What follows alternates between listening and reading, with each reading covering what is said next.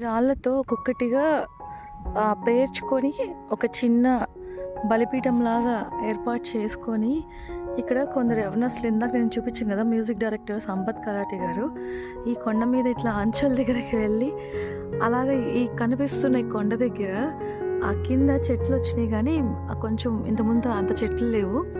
అక్కడికి వెళ్ళి గంటల తరబడి ప్రార్థన వాళ్ళ అమ్మగారు తను. నేను చాలాసార్లు అతన్ని అడిగినప్పుడు ఇక్కడ ఈ కొండ మీదే ఉండి ప్రార్థన చేస్తాయి. ఆ పైకి వెళ్తారనమాట. ఆ పైకి వెళ్తే ఒక చదునైన స్థలం ఉంటుంది. అక్కడికి వెళ్ళి వాళ్ళ అమ్మగారు తను ఎక్కువ గంటల కొలది ప్రార్థన చేస్తారు.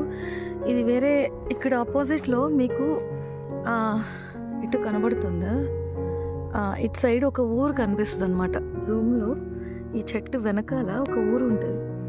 ఆ ప్రాంత ప్రజలు వచ్చి ఇక్కడ ఈ స్టాచ్యూని ఈ క్రాస్ని కట్టి ఆ పాస్టర్ గారి పేరు రాశారు.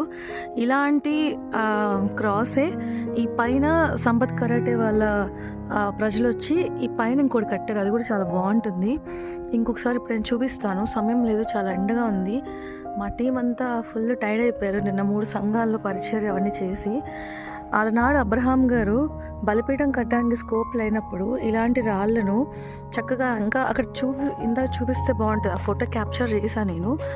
పెద్ద పెద్ద స్టోన్స్ తీసుకెళ్ళి వాళ్ళు ఒక చిన్న బలిపీఠంగా సంపత్ కరాటే గారు చేసింది ఇక్కడ ఒకటి ఉంటుంది, మీకు చూపిస్తాను. ఆయన అవన్నీ పేర్చుకొని ఇక్కడ మొత్తం ఇక్కడ చూడండి, ఇదంతా కనిపిస్తుంది కదా మీకు.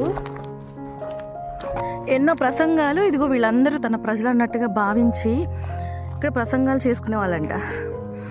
మీకు అనిపిస్తుందా ఏంటి ప్రజలే లేరు కదా ఎలా ప్రార్థన చేస్తున్నారని?